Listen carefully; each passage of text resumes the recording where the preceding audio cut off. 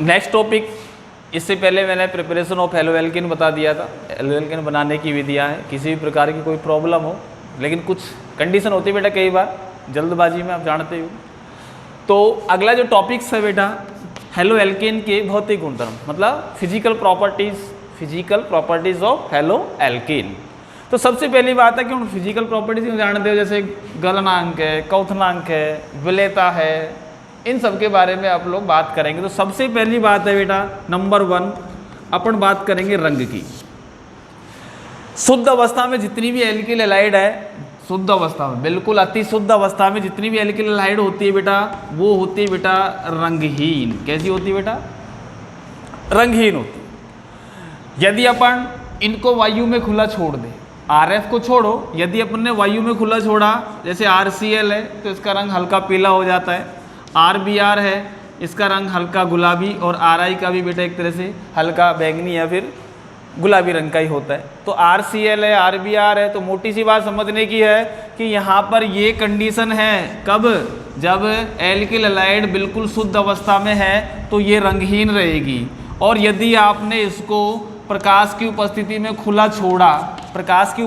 खुला छोड़ा, तो उस कंडीशन के अंदर इनका रंग हल्का पीला और गुलाबी हो जाएगा। ठीक है। दूसरी बात, यहाँ पर अगला सिस्टम ये बोलते हैं कि हेलो एल्केन की क्रियाशीलता का क्रम क्या होता है। हेलो एल्केन की क्रियाशीलता की बात कर रहे हो तो सबसे अधिक, जैसे अपन जानते हैं बेटा, एक वर्ग में जब ऊपर से नीचे की ओर चलते हैं तो परमाणु आकार में क्या होती है बेटा? वृद्धि होती है।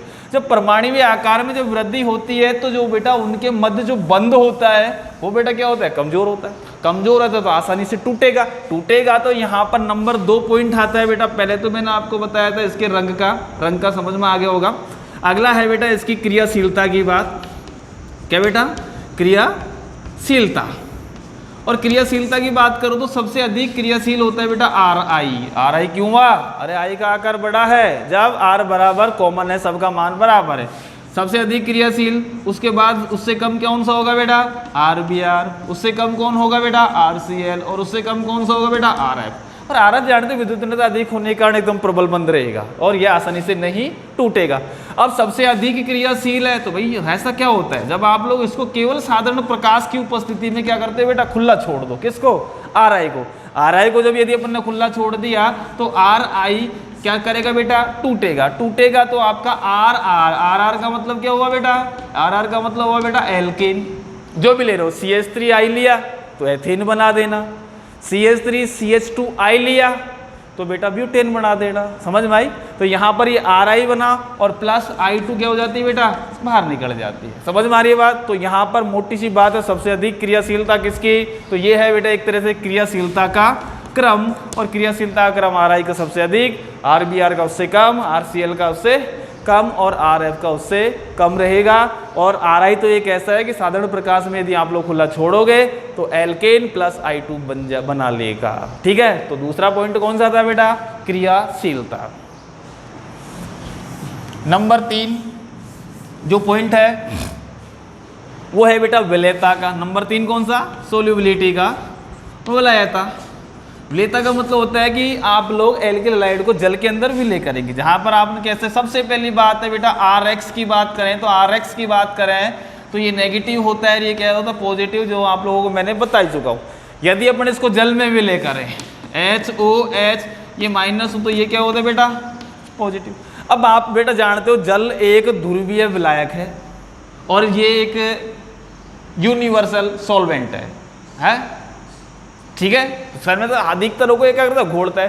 तो पहली बात में तुमसे विलेयता में क्या होगा कि जो एल्किल हैलाइड होती है वो जल में अपनी किताब में लिखा है अविलेय होती है, लेकिन मोटी सी बात है बिल्कुल अल्प विलेय होती है, मतलब ना के बराबर विलेय होती है। अब आपके मान में समझ आए साहब, ऐसा तो नहीं होना चाहिए, क्योंकि ये भी ध्रुवीय प्रकृति का, ये भी ध्रुवीय प्रकृति का, सेम डिजॉल्व सेम, समान को घोलता है। कहने का मतलब ध्रुवीय तो ध्रुवीय को घोलेगा साहब, ये कैसे हो रहा है? ऐसा हो ही नहीं सकता।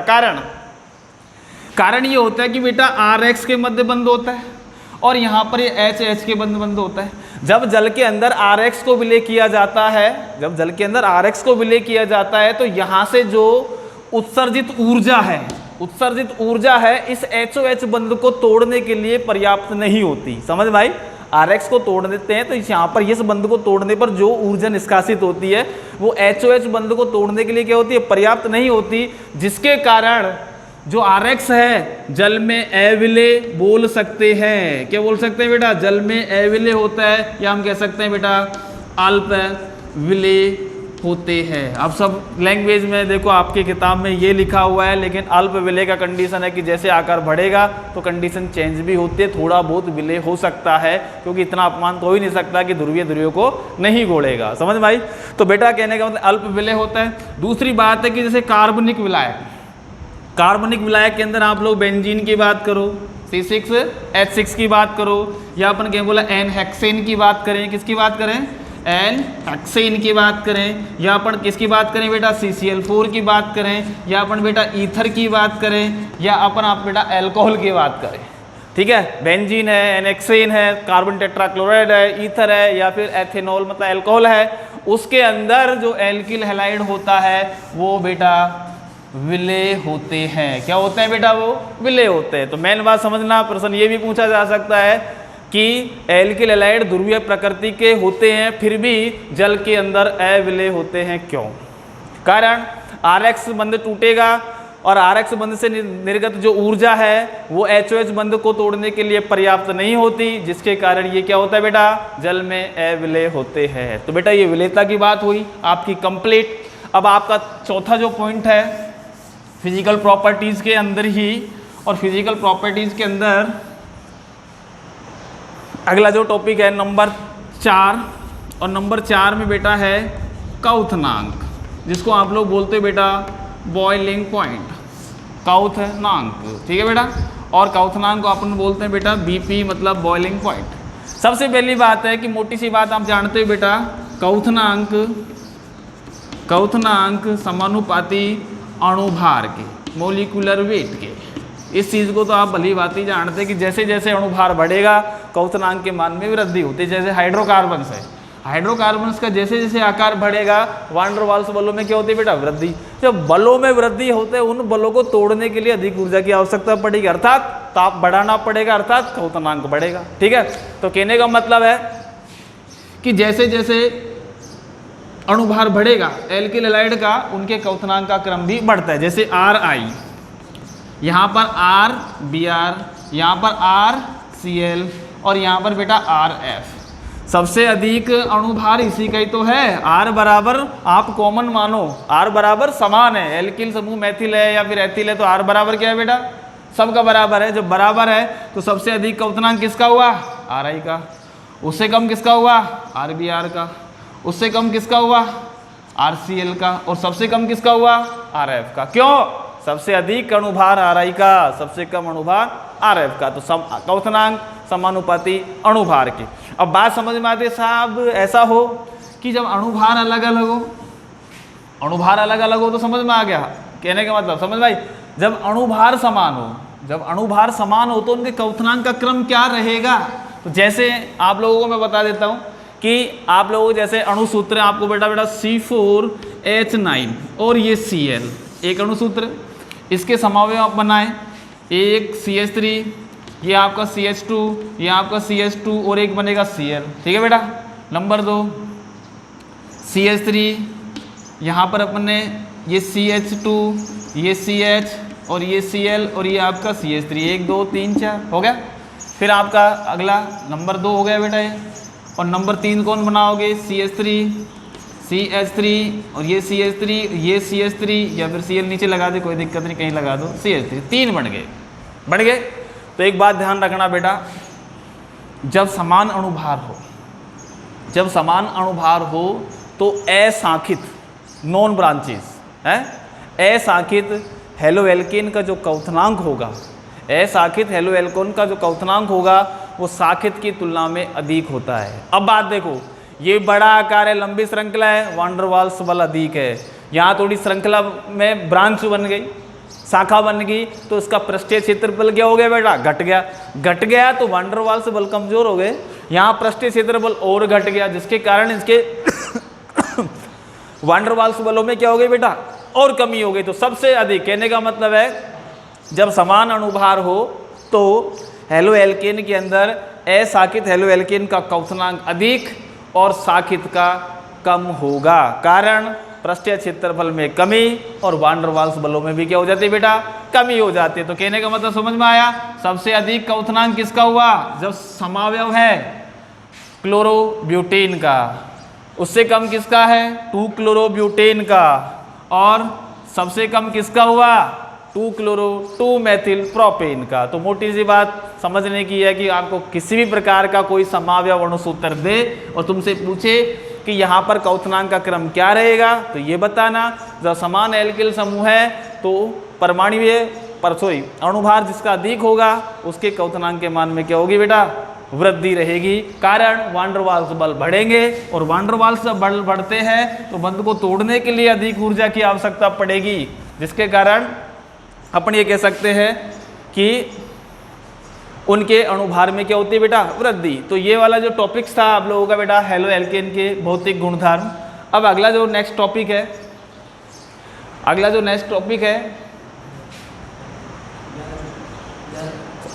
जो टॉपिक्स है बेटा नेक्स्ट नंबर अगले के अंदर जो टॉपिक है आप लोगों को बोलोगे इसके हेलो एल्केन के रासायनिक गुणधर्म। तो कहने का हेलो एल्केन रासायनिक गुणधर्म, इसकी केमिकल प्रॉपर्टीज की बात करेंगे तो हेलो एल्केन मुख्य रूप से 4 प्रकार के अभिक्रिया प्रदर्शित करता है। नंबर 1 है बेटा नाभिक स्नेही प्रतिस्थापन अभिक्रिया।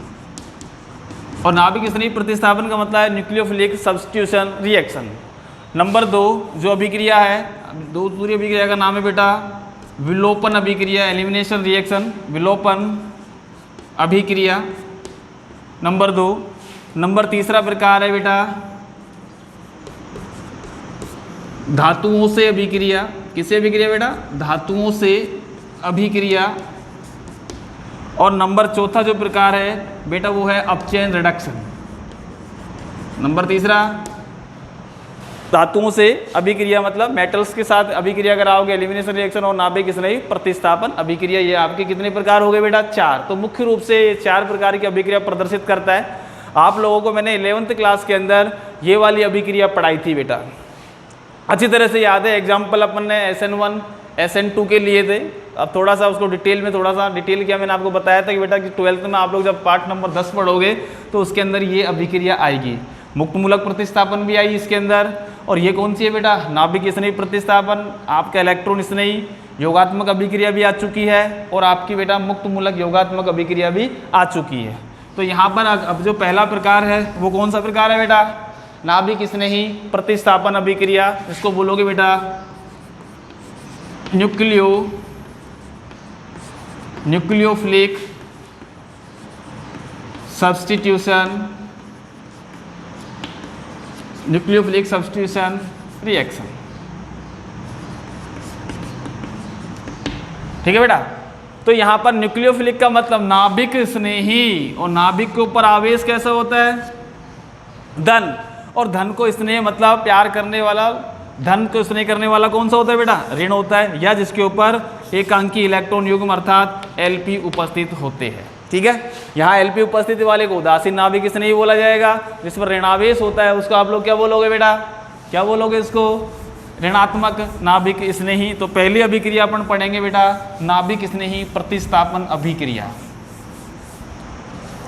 अब नाभिक स्नेही प्रतिस्थापन अभिक्रिया सबसे पहली बात है कि वे रासायनिक अभिक्रिया जिसमें एक नाभिक स्नेही का दूसरे नाभिक स्नेही के द्वारा प्रतिस्थापन होता है तो उसे नाभिक स्नेही प्रतिस्थापन अभिक्रिया कहते हैं। RH प्लस कोई नाभिक स्नेही ले लें, जैसे अपन ने KOH के साथ अभिक्रिया करा रहे हैं, और KOH कौन सा ले लें बेटा, जलीय लेना है आपको।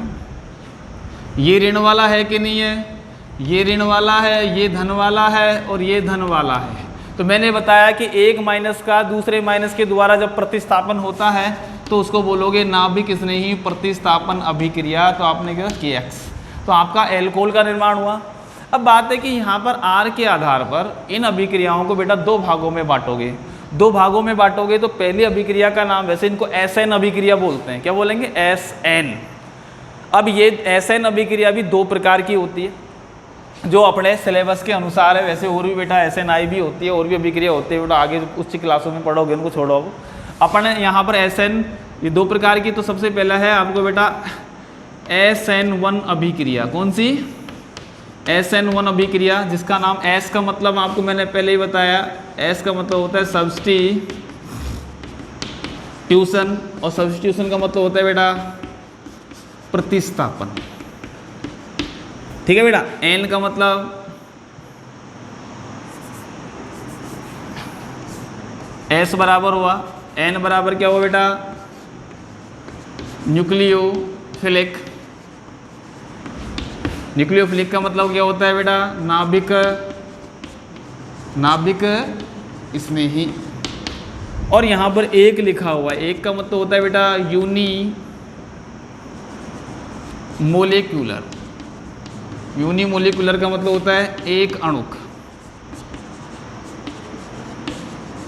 एक अणुक नाभिक। तो मतलब है कि ये अभिक्रिया है एक अणुक नाभिक स्नेही प्रतिस्थापन अभिक्रिया।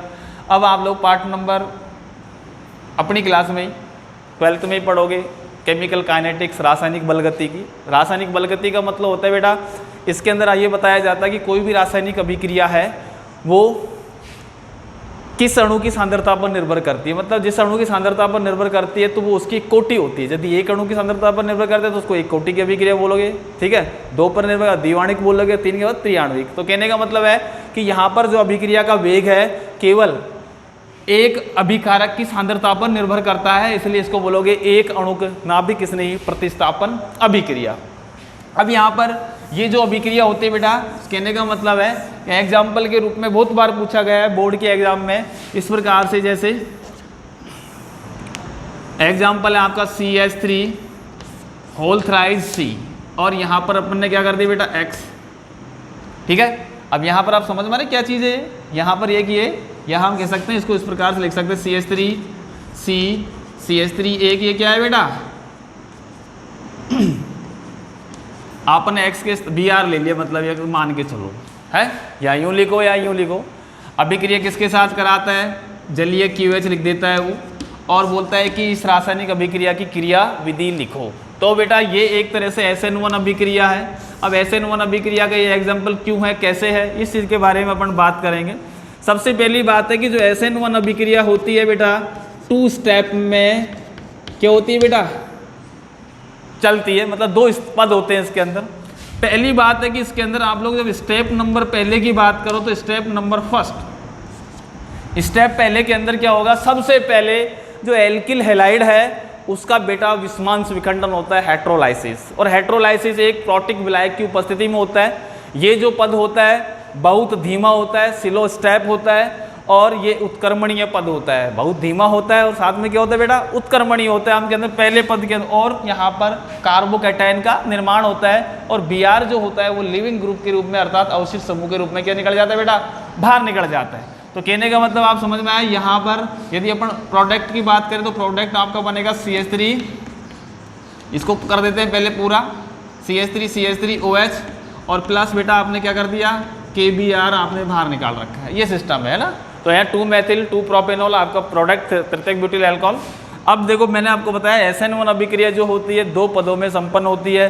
पहले पद के अंदर एल्किल हैलाइड का विस्मांश विखंडन होता है। पहले पद में क्या होता है बेटा, एल्किल हैलाइड का विस्मांश विखंडन होता है, और यहाँ पर अपन हेट्रोलाइसिस लिख सकते हैं, हेट्रोलाइसिस।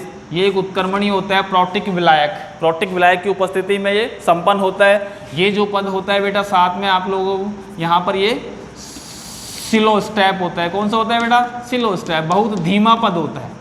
धीमा पद कहने का मतलब है कोई चीज़ धीमी चल रही है तो उसका वेग ज्ञात कर सकते हो। कोई चीज़ एकदम यूं सन्नाटे से कि तुमको वेग का ही पता नहीं लगेगा।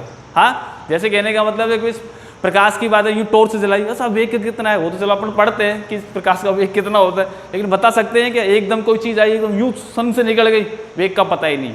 लेकिन कोई चीज़ धीरे धीरे चल रही है, हाँ भाई धीरे धीरे चल रही है, इसका वेग भी अपन बता सकते हैं। तो यहाँ पर सबसे पहला ये धीमा पद स्लो स्टेप है, और हाइड्रोलाइसिस विस्मांस विखंडन होगा तो अपन जानते हैं Br की विद्युत ऋणता C से क्या होती है बेटा अधिक, तो ये पूरा बंद इसकी ओर क्या रहेगा आकर्षित रहेगा। तो इस स्टेप में क्या बनेगा बेटा 3 डिग्री कार्बोकैटायन बनेगा। कौन सा बनेगा 3 degree carbocation plus Br minus क्या होगा बेटा अवशिष्ट समूह या फिर लिविंग ग्रुप के रूप में बाहर निकल जाएगा। तो पहला पद धीमा उत्क्रमणीय प्रोटिक विलायक विस्मांस विखंडन और विस्मांस विखंडन के कारण बनेगा आप लोगों का 3 डिग्री कार्बोकैटायन। क्या बनेगा बेटा 3 डिग्री कार्बोकैटायन। और जो 3 डिग्री कार्बोकैटायन बना है तो ये तो होगा आप लोगों का पहला पद।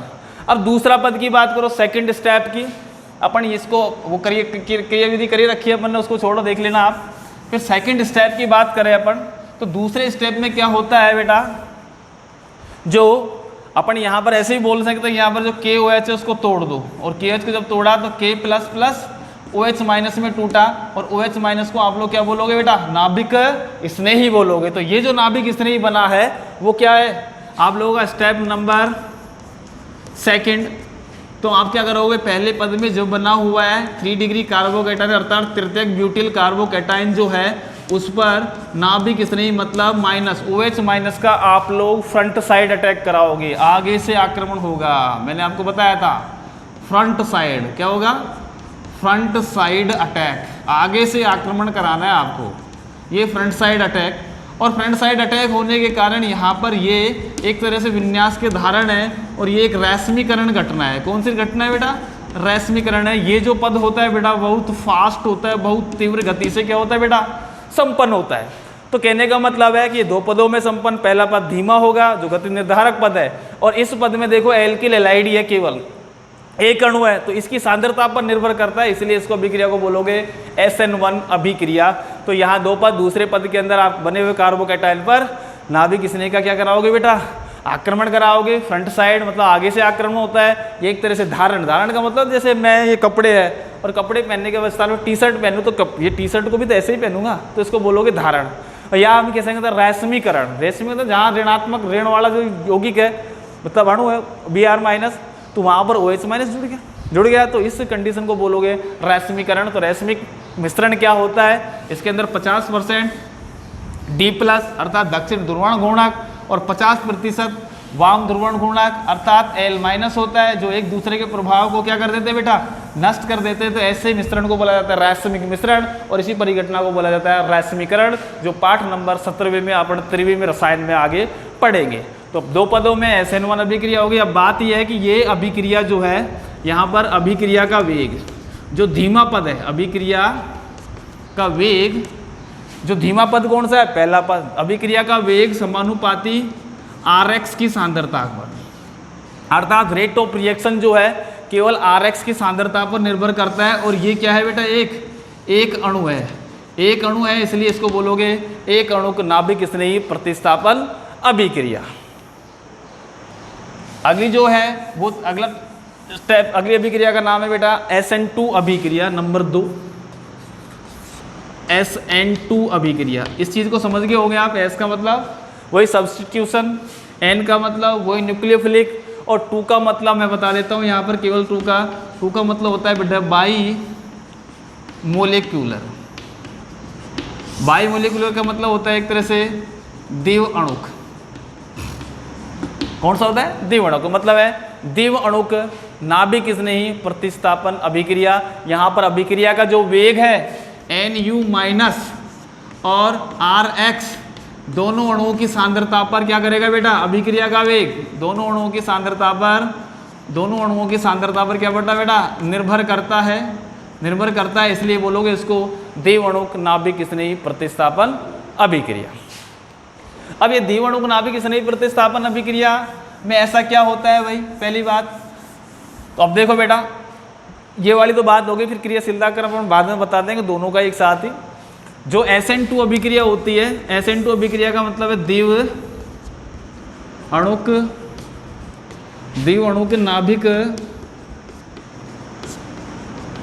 अणुक नाभिक स्नेही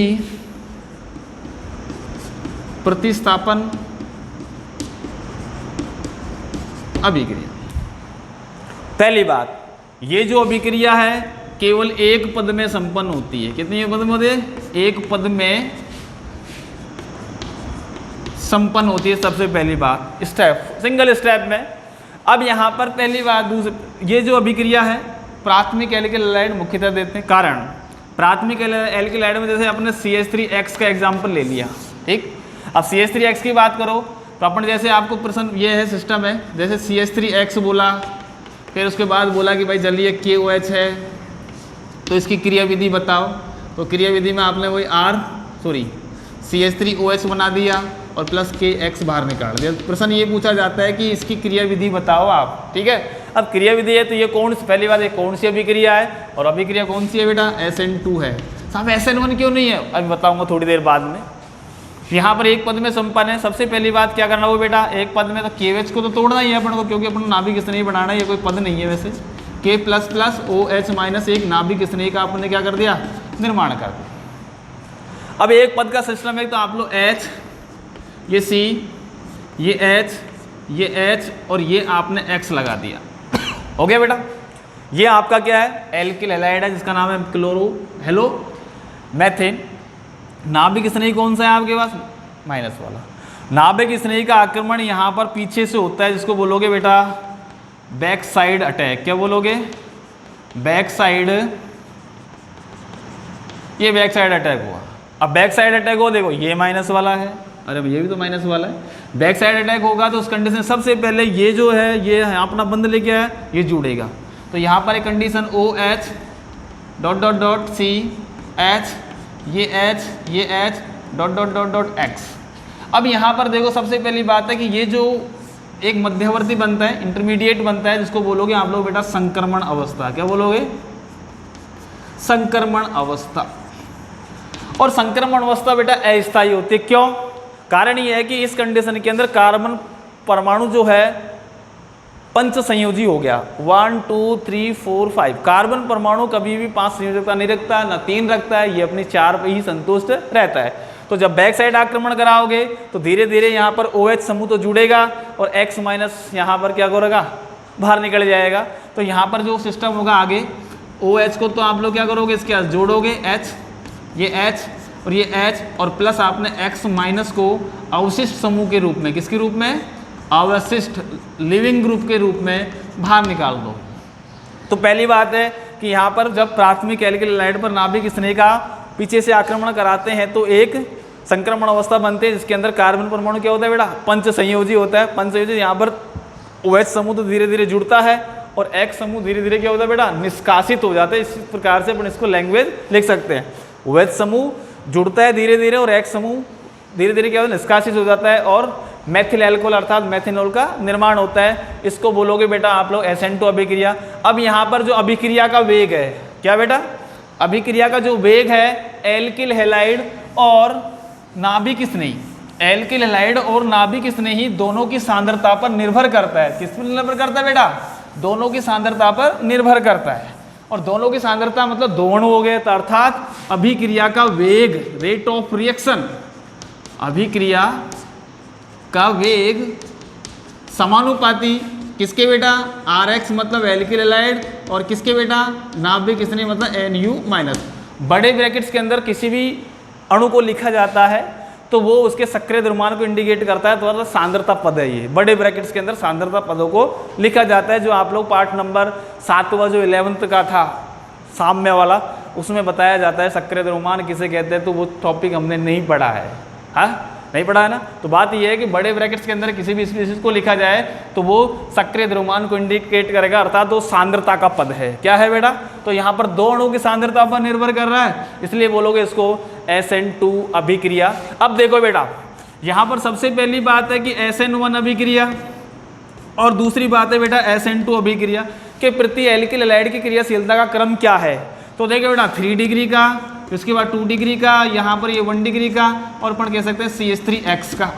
सोचा साहब ऐसे क्यों? अरे बेटा आपने देखा था SN1 अभिक्रिया के अंदर जब आपने तृतीयक ब्यूटिल ब्रोमाइड लिया था तो 3 डिग्री कार्बोकैटायन बना। अपन जानते हैं कि कार्बोकैटायन का स्टेबिलिटी ऑर्डर होता है 3 डिग्री का सबसे अधिक, जिसका स्थायित्व अधिक होगा तो उसका उत्पाद भी तो अधिक अच्छा बनेगा।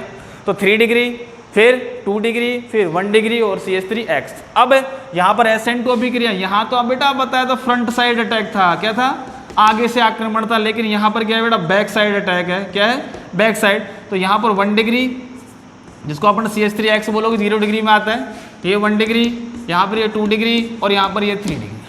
अब बेटा यह समझने की है कि बैक साइड अटैक होगा तो यहाँ पर जिसका आकार छोटा होगा, जिसका आकार छोटा होगा, जिसमें नाभिक इसने क्या कर सकता है, आसानी से आक्रमण। यदि जैसे जैसे आकार बढ़ेगा स्थूल समूह बढ़ेंगे। स्थूल समूह का मतलब है कि जैसे आप लोग आकार बढ़ते जाएगा तो आकार बढ़ेगा तो नाभिक स्नेही को आक्रमण में बाधा उत्पन्न होगी, जिसको बोलोगे त्रिविमीय बाधा।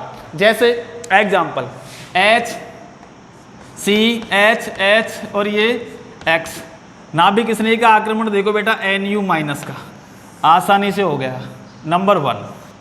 नंबर 2 अपन ने क्या ले लिया, CH3 C H H और ये X, यहाँ पर एक बड़ा ग्रुप आ गया, बड़ा ग्रुप आ गया तो नाभिक स्नेही आक्रमण अर्थात NU माइनस आक्रमण में थोड़ी सी बाधा उत्पन्न हो गई। अरे बड़ा आकार है, यहाँ पर HH जुड़े रहेंगे तो जब समान पास आएगा तो प्रतिकर्षण बढ़ेगा। ये है आप लोगों का कौन सा, 1 डिग्री। अब 2 डिग्री वाला देखो बेटा, CH3 C, यहाँ CH3, यहाँ पर H और यहाँ पर X। अरे और बड़ा आकार हो गया, स्थूल समूह हो गए अपने 2, अरे 2 हो गए तो नाभिक स्नेही को आक्रमण में और अधिक बाधा उत्पन्न हो गई। अरे बेटा 3 अर्थात 3 डिग्री वाला ले लो, ये 3 डिग्री वाला ले लिया अपन ने, X बोला, एक स्थूल समूह, दूसरा, तीसरा, और ये OH माइनस को और ज़्यादा बाधा उत्पन्न हो गया। अर्थात कहने का मतलब है कि यहाँ पर 1 डिग्री अर्थात ये वाला सबसे अधिक अभिक्रिया देगा, उससे कम ये तो ना के बराबर ही देते हैं। तो ये है बेटा SN2 अभिक्रिया। और यहाँ पर ये माइनस वाला पीछे जुड़ा था और ये माइनस, तो यहाँ इसको बोलोगे एक तरह से विन्यास का प्रतिपन्न या फिर वाल्डन प्रतिपन्न। धन्यवाद।